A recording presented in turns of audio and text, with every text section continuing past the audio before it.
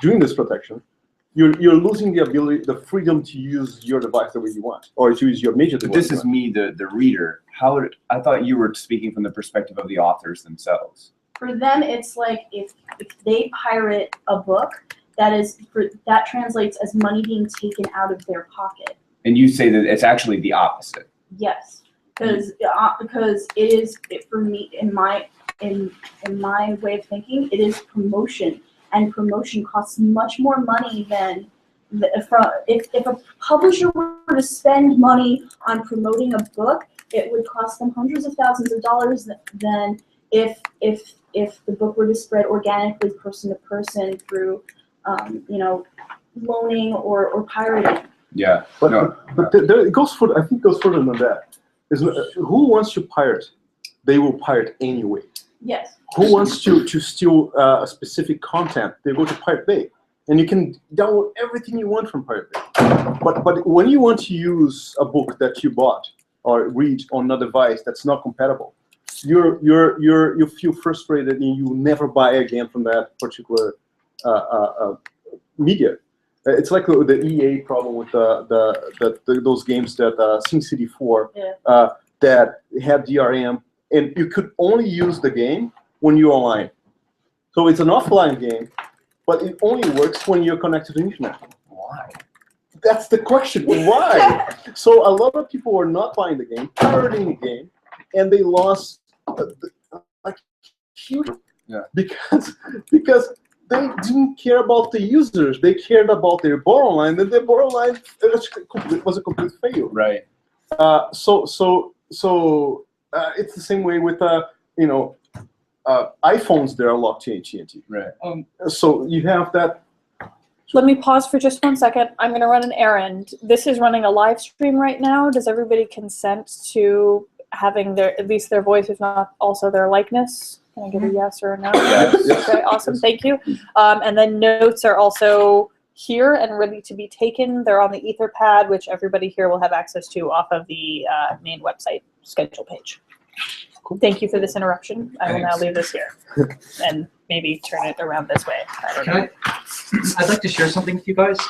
If you go to poly-books.com, that is every single ebook assembled by students of NYU Polytechnic University. So an ebook publisher spent a lot of money to get the exclusive ebook rights for textbooks, but students just assembled an archive of every single text that you'll need for every class, and it's paid for by Bitcoin, and it's never going to be taken down. There are Polish books? Poly-books.com. Poly-books.com, okay. Yeah, and you'll just see. And so there's almost no point in attempting to sell them directly. And I think that, I just imagine that whatever publisher brought the rights to do this might not even know about this website. They might be wondering why students aren't downloading the ebooks that they're distributing. Well, but this is circumventing the actual, this is probably, I mean, I don't know if this is infringement of their intellectual property. Yeah. This is circumventing their goal to actually sell the book and to make a profit of it. Students were very upset that they couldn't print out notes, that a lot of times you have an 800-page textbook and your class will only be 80 pages of that, so it's much better to print it out and then you can read it on the subway. You can just take it with you, add notes to it. And the DRM systems that they used were very invasive. You have to install a Trojan on your computer that would give them remote access and let them examine your file system. It has to connect to their servers, and you have to let them go through your underwear drawer. And if you don't, they can revoke your right to read the textbook that you paid for. And they're going to revoke your right to it at the end of the semester anyway. So I think that this is a totally reasonable response. I think what students want is they want something that's at least as useful as a paper textbook. But then you have just two different worlds. One is a world from the publisher that wants to sell the information for what it's only a right to sell information. So if you just offer for free without any protection, That's what they said in the music industry. They dragged their feet, kicking and screaming every step of the way. If we don't have DRM, we can't sell music. You know what? None of the music you buy has DRM. There's nothing stopping you from taking a jump drive and copying your friend's iTunes library, but you're not going to because you're not. You'd rather just buy it. Spotify uses no DRM. Every song you listen to on Spotify is already on your computer. If you buy it, you're paying for it again. People don't mind. People are just paying to have it packaged for them and added to their library seamlessly and for the metadata access. So that iTunes doesn't have DRM. Not anymore. They used to, but they were doing it. You can just take a jump drive, copy, and give it to your friend. But people don't bother doing it. Some people will. Some people, if there's a concert, are going to like sneak up to the fence and try to experience the concert without paying a ticket. But that's not how you make money. In necessarily how you make money. And You can't, well, what it comes down to is you can't beat a pirate in price, but what you can do is you can beat them in convenience. exactly. And I have seen one ebook system that students are willing to pay for because it provides a lot of rich content. It provides a lot of extra annotations, and it allows students to make notes on things and on stuff and share it with other students. But I think it goes further than convenience. I think when you lock your content, being the game that didn't work without the internet connection, or being I have a great example. I bought Audible. You know Audible? Right.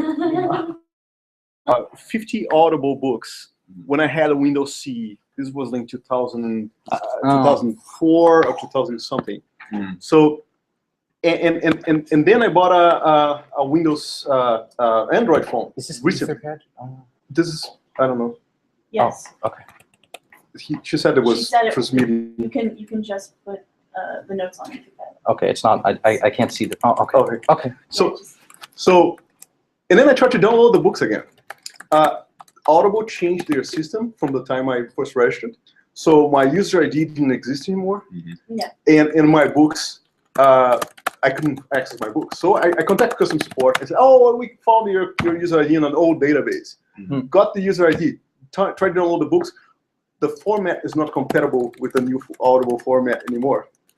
So I had to call them again. I said, oh, I'm sorry, those books are not available for you. But they end up giving me 50 books credit. It was awesome, right? But just because the company still exists, if the company didn't exist anymore, Right. I would be out of money and out of books. Right. So you depend on every single, I mean, if you have a DRM on your media, you depend on the company to be still solvent, to still, their server to still exist. And it's just a big fail.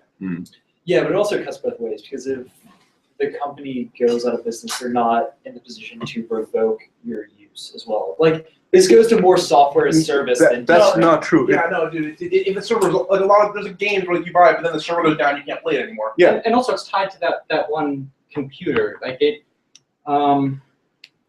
and also it's illegal for you to do it yourself. It's illegal for you to crack the encryption. Even if the company that set that up doesn't mind, it's still illegal. Well, yeah, it's a violation of terms of DMCA. use. Yeah. No, it's not. It can be terms of use It too, can which be, is CFA. but that okay, in Yes, theory, I which don't is- think that's, I mean, no, It definitely theoretically is. possible, but that's more, the DMCA explicitly makes it illegal to break, not even to break any kind of copy protection system regardless, if it's even an implicit copy protection But system. I mean, it's definitely not good under either, but I would much rather be prosecuted under DMCA than CFA. Well, as we all know. Well, like but- Dmitry Skalarov, do you know about the engineer?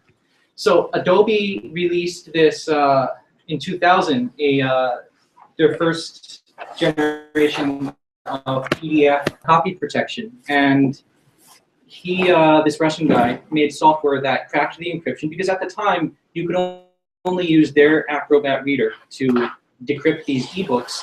So he made one that would let you decrypt it into plain text, and then you could pipe it into a speech synthesis engine. So, because if you needed a screen reader and you wanted to read one of these Adobe ebooks, you couldn't. So he made technology more accessible. And when he presented it at DEF CON, the FBI came and arrested him and handcuffed him and charged him with all these crimes. And charges were dropped because everyone was so upset about it in the tech industry that I don't think they've charged anyone under the criminal part of the DMCA, but it is a felony to deal in breaking copy protection. Well, there's the big case of the copy protection of CD-ROMs or CD drives. CD drugs? They're just music CDs. They were DVDs. Oh yeah. Yeah, DVDs. They're all protected against CSS. Yeah. the CSS. You could not play on Linux. And then what they did is that they broke the encryption, got the key, and everyone began printing the key on their shirts and then everywhere, and then it became a public yeah, well, it's not going to be enforced, but the same thing will happen with the Blu-ray, and the same thing is happening with the you're locking the media to play on those specific types of devices, and the most egregious thing that's happening right now is that the HDMI ports on your computer, because you're playing full screen high def video on your computer, the HDMI ports were made to encrypt before the data before leaving your computer and then being decrypted on your TV, so you cannot tap that data to be recorded.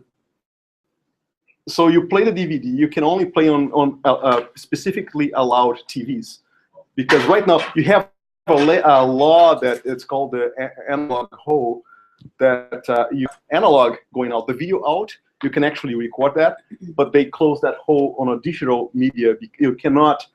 So the new computers, they're all coming with the protection from HDMI that you only play on protected TVs. You cannot use your own devices. So it's mind-boggling how companies can control content in a way that you cannot. You simply cannot. You cannot use your device the way you want, when you want, and where you want.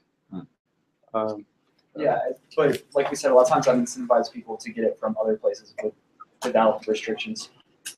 But why do we still see companies putting on DRM when it is against their own? Well, it's terrifying not to. I mean, it's. Well, as she said, the publishers they want that. They're just entrenched in that business model. It's Some publishers want media that. security theater.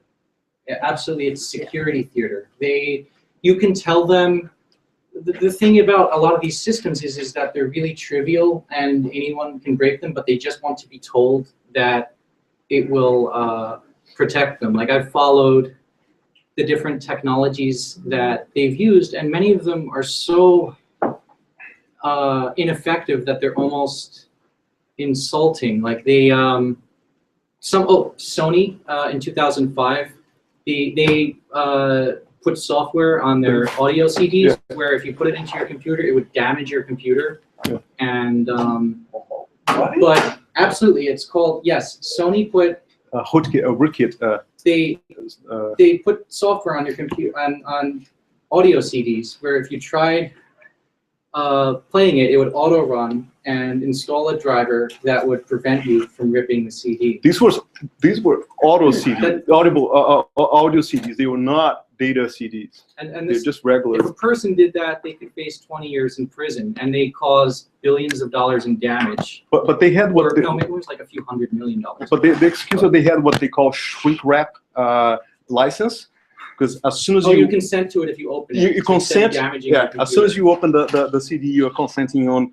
But this gives you a window into their mindset. They feel entitled to do that. It's a privilege that you're getting to view their content at all. They see themselves, they get confused about, like, I think it's actually problematic to even use the word intellectual property. It's not property, it's a lease. What kind of property expires? What kind of property, if anything, the closest it is to property is you're more like a steward in the way that you might own land, but there are laws that override that. And because they see it as private property that they can do whatever they want with, which is wrong, they think that they're entitled to protect this private property by doing things that would otherwise be really illegal. So this takes us back to the artists, and if only the artists could leverage their, I mean, collectively, they have tremendous leverage over. When they sell their rights to the publisher, it becomes the publisher's problem to distribute, and they're the ones that choose the channels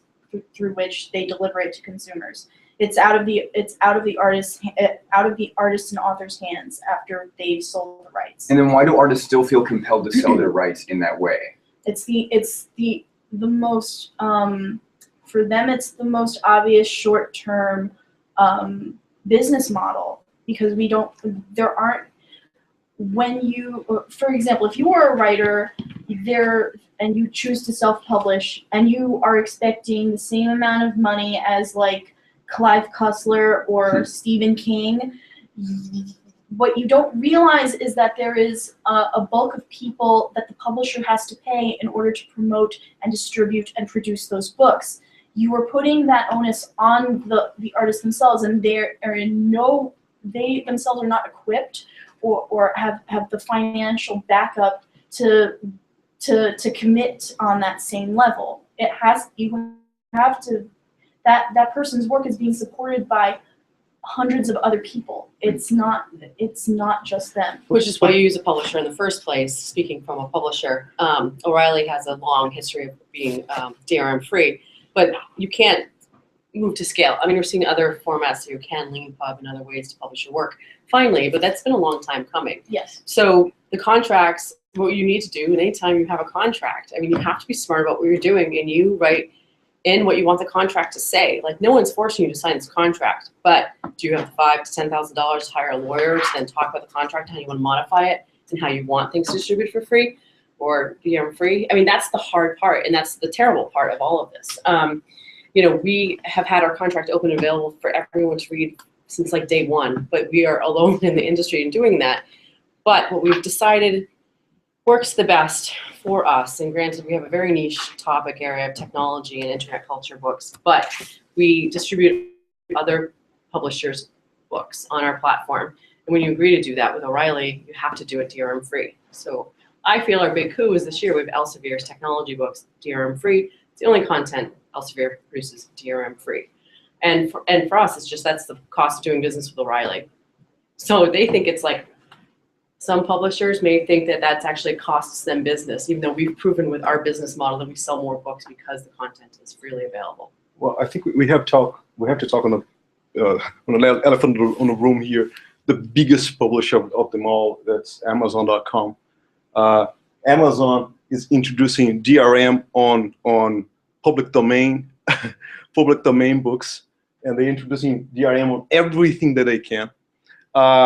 Apple, they are shrink wrapping the apps that they are selling, that they are GPL, they are public, they are open source apps, but they are being sold in a specific way and shrink wrapped in a way that you cannot have the source code for the app. So those big corporations, they're just following the rule of wrapping with the protection things that are in public domain, and so small authors, they have no saying on what goes open to the public or doesn't. I mean, when you're succumbing to that.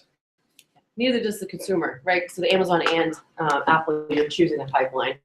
So you buy your book, it's delivered in Kindle format to your locked-down Kindle device. There is no open anything in that entire thing. There's no way to read an open book. Like, so the part of that is the hardware, and that's kind of the But if you're reading Shakespeare, if you're reading something that is clearly in the public domain, I understand that some work went into formatting that text, but that thing that has been formatted so many times, it's just the thing is public, and you have no way to read on your device that's not running Kindle. So I'm sorry. Oh yeah. In gaming, you sound maybe like you're a gamer. Don't they have Steam? Well, but yeah, Steam is basically the best DRM ever, because it's DRM, but it benefits the consumer in a lot of ways. How does Steam work? Can you explain? Basically, there's a lot of stuff, but it's that you buy it through the Steam store and then like launch it through the Steam client, and then which is DRM, right? Because Valve Yes. can't be like, oh, we don't like anymore. We're taking all your games away. There's nothing you can do about it. But it limits the amount of installs you have. It limits the amount of. But at the same time, but it gives you something back to that because it gives you like overlays, so you can like do chat with through Steam like in game. You can play music through. So I mean you're right. It is DRM, but it's giving something back. But at the moment that, for example, we've been talking about DRM, but what about the DRM infrastructure? If Steam goes out of business, you lose every single game you ever bought. No, because it has an offline mode, I think, doesn't it? Yes. I mean, Well, some games. Yeah. well, but it cannot install. I mean, if your machine breaks and you cannot install it, you cannot install it again. So what happens? I mean, for example, everything that we're doing right now, we talk about only DRM, but corporate control of data. We do a lot of things in the cloud, right? And Google went offline, and the cloud went offline for a couple of hours, and then a lot of people couldn't access their information. So even if we are buying a hardware that it's Apple hardware or Google hardware, for example, the Google Glass, if the cloud goes offline for a second, you can throw away your device. It stops working. So this remote control of your data, your hardware, your information, it's very important. And how to solve this problem, because we're in control of the things you supposedly buy or you're leasing from these companies. You're not buying anything. You're not buying your data. Your own data. It's not yours, because it's in control of Google, in control of Amazon, or whoever is hosting your data. So fantastic! The Adobe subscription system. Right now, your data is sitting in the cloud, in the Adobe cloud, and if you stop paying your membership, you lose access to that, to all your own information. So you have to keep paying. I don't know how it works right now, but just to play devil's advocate, if somebody from Adobe was here in the room right now, would they say, "Look, I'm offering you lower prices to use our incredible software just because I'm offering you limited property rights with respect to the use of my software. If you want to buy all of the rights with respect to the use of my software and all of the rights to all of your data, you're well, I guess you're not exactly free to do that because they simply don't offer that pricing plan." I bought an Adobe package for $1,400 a few months before they released the subscription system. And I think the subscription was just ridiculous for my point of view, because now I have access to my data offline, and I can install and uninstall the software on whatever computer I want. But I will not have updates anymore. But I don't know. It's the system. I mean, if Adobe that controls the market of image, whoever is a professional designer, they have to use the Photoshop. Nobody else. I mean, nobody uses GIMP to do stuff. So they have a monopoly of the market, and they chose to charge $50 a month for a subscription system. I don't know how much. I mean, I think Photoshop's only $29 a month or something for a subscription system. So they have like a captive audience, or a captive user base. Yeah. And you have no other choice. I mean, they're the only thing. And if Microsoft buys Adobe tomorrow, what guarantees do you have that your investment and the things that you've been paying to use, but what guarantees do you have that all the file formats, everything that you created on that platform, that if it's going to survive? Same thing when Adobe bought Macromedia. They bought Flash, Dreamweaver. Flash completely changed, and now they are not even supporting Flash and Linux anymore. So if you invest in that platform, you're doomed. So you have no. I mean, my point is that you have no control of anything that you buy. You're just spending money in things that you don't own. So, what would be the solution? Basically going, like, I think, I'm trying to word this, but it's more, like, in a broad sense, it's kind of, you want to go back to, like, almost like the Roman system of patrons, where it's just like, but like for everything, I like what you create. I like basically everyone is patron. And, yeah. I think that would be the ideal like a, future start. like a distributed and democratized patronage system. Yeah. Well, 3D printing is going to be leveling the playing field on a lot of tangible. But software, for example, it's a huge endeavor. Linux, it took 20 years for it to reach a point that today we have Linux on our. So it's a huge endeavor until that's everywhere right now, and a router that's running internet is running Linux, but it took a long time, effort for it to become what it is today. But with new methods of crowd, somebody mentioned Kickstarter earlier, maybe this endeavor, it maybe took 20 years because it launched in the early 90s when it wasn't exactly clear where they were gonna. I don't even know how they funded, like Red Hat and like. Well, Red Hat was they were giving for free, but selling custom support. At the time, you really need custom support for Linux, right? And they were now it's so much better, but presumably, and they are going to increasingly get better. We have crowdfunding mod sort of patronage. I mean, yeah, Patreon exists already. Yeah. That's how Steam. I use it. A lot of people use Patreon. Patreon. What's that? Oh no, yeah.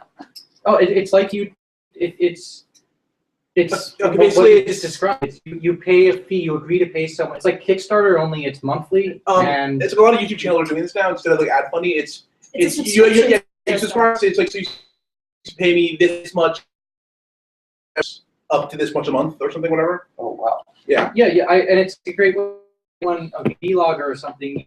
Really, then you can just pledge $5 a month to them, and they can give you special privileges, and you can also have some say in. Not only that, but it also incorporates promise to give them a certain amount of money every month. They give you, they will provide earlier access, personalized content, and anything to as a thank you and a reward for helping them survive a little bit longer than other people. Do you know one thing that's very democratizing right now that we haven't thought about it before is that the online learning, the online college courses, the MOOCs, they're giving for free. It's just incredible because it's democratizing knowledge. It's we didn't, and now it's being. I'm curious to see how long that model will sustain itself. I don't know. Well, Right. edX specifically, Harvard classes cost $250,000 each to produce. Yeah, I was just in a talk the other day where a Harvard official was saying that the writing is on the wall for edX. Yeah. Sometime. It is not sustainable. Yeah. Same thing, book publishing. A book costs about $80,000 to produce. So that's from paying all the people you need to pay to get out the door to all your distribution channels. So when a publisher is like, yeah, we'll sign your book, they're understanding that that's how much money they're going to make first. I'm sure game designers have a magic number as well. So you're talking about serious amounts of money, mostly because you're paying for infrastructure that you have to keep and maintain. Right. But I think part of the What sort of infrastructure, out of curiosity? Well, to get an ISBN, for example, you can pay for one, and it's like $200. You can buy 10 or 100 for much lower prices. Every book has to be cataloged to the Library of Congress. That's a regulatory requirement, and so that raises. So a lot of these are compliance costs. Yeah. Yes. But you also have text editing, copy editing. Yep, and then you have all your services that you provide. Can't you I'm really curious about registering ISBN numbers. Can't you get your own namespace for a flat fee, and don't certain larger publishers do that? Or do they have to buy every single number directly? Because I thought that there's certain blocks of them were. Yeah, you buy I heard Penguin owns like a big chunk of the Like- namespace already. They don't have to. Right. But if you were publishing one book, you have to go out and buy Okay. a ISBN for X amount of dollars. Yeah, so publishers own all of those. Yeah, So when our agency produces its own ebooks for certain clients, and we could only buy them in chunks of about 100 from this particular provider. I forget who it was. it's like one or two worth. Yeah. So you're like, It was oh, it was more practical just to get the 100, Yeah. even though we only had like 5 books going out. like if you're Stephen King. Yeah, Doing if this all you- on your own. You're like, well, my first book was great, and then you're like, oh, I guess I want a second one, and then you must have seven section. Yeah, it's sold to you on the basis that you will continue to publish with momentum. So I think the last topic I thought would be interesting is like going in the future when we have wearables and things that we have attached to our body and for example an arm and we would have to pay a monthly fee to have your arm functioning in a company. Well, We lose control. I mean, we're talking about losing control of the things you buy. I mean, how would you? an arm is not different than much different than a prescription or like a drug, basically. Yeah. Some companies spend a lot of money making that arm, and they need to recoup those costs. I'm just imagining like buying a robot arm, but do the backdoor thing when you're just working, it just grabs certain products for you. Like, if you consider this product, Fantastic, Yeah. fantastic. That's, Subsidize the cost of your arm. You said you want no ads, however, your arm doesn't sell Yeah. Or can you imagine like if you have an artificial eye, and then it pops up ads on your artificial eye? no, more subtle than that. More subtle than that. Colors. Wow, It licenses colors. Try blue for a period of 30 that's days. fantastic. That's I mean, it's not far fetched. It's very within you know the domain. Or could also just like make certain like the packaging of the product they don't like, just make it look gross. Like just like just completely color your worldview of things. Yeah, if you're on a Nudge diet, you. no donuts for you. No. Yeah. Well, one of the interesting things, though, Keurig, right, that was controversial because they changed Oh. their cup design. Yeah. And the machine now has DRM, which I'm Right. sure some people may have hacked a Keurig machine, but now everyone's going to have one because they're like, oh, I got to figure out how this actually works. Besides the fact that as manufacturers, you can change specifications to keep people from bringing their own coffee to work and using their own little pods. Well, it's like Apple specific copyrighted design of plugs, you know. And Sony did this for many years. I mean, they have the mini discs that only work with Sony products, and the flash memory, remember the memory stick that was a Sony memory stick that was completely different from everything else. It's kind of scary that how much control corporations they want. You know, they want to make money and the most money out of it, and copy protected ink cartridges. Yeah. Well, don't forget, too, so if you think about standards bodies, we think they're there to help us and create standards that are good. Yeah. But even the W3C is taking a lot of flack with building DRM into the HTML5 spec. Yeah. I mean, that's not something that's going to go away. Nobody wants Who that. wants to sit in a standards meeting? You know, that's Firefox thought it was good. I'm so bummed about that. Well, Wait, can you explain the issue? so. W3C kind of is the standards body that oversees HTML5 spec, right? So they went to Hollywood and they're like, hey, we'd really like to get into TV and media and all this kind of stuff and help you deliver content in this new way using HTML5 instead of Flash. It's open, it's great. Find developers to use it, to build on it. And they were like, yeah, that's great. We want a DRM kind of spec, though, because that's what's important to us. Because our business is being compromised by the internet. Wow. They said, Compromised. and I used to follow and be very active in following intellectual property law. I remember all of Hillary Rosen's press release. I think she's in politics now, but she used to be the chairperson of the RIAA in the early 2000s, and she repeatedly declared victory over file sharing and had these elaborate parties in Los Angeles, well, like press parties. And I remember them saying that they could not sell music without DRM. It would just never happen. There's no way we can do it. And in my opinion, I'm really upset about the response of the technology community, because in the early 2000s, everyone was like, we don't care if our open source media player is compatible with the latest stupid DRM scheme. It's their problem, not our problem. And it's really troubling to see the Ubuntu community and to see Firefox bending over, like working with big DRM, because we would still have DRM on music if they had accommodated the intellectual property industry back then. So that's What justifications does a group like Ubuntu or Firefox give whenever they user experience.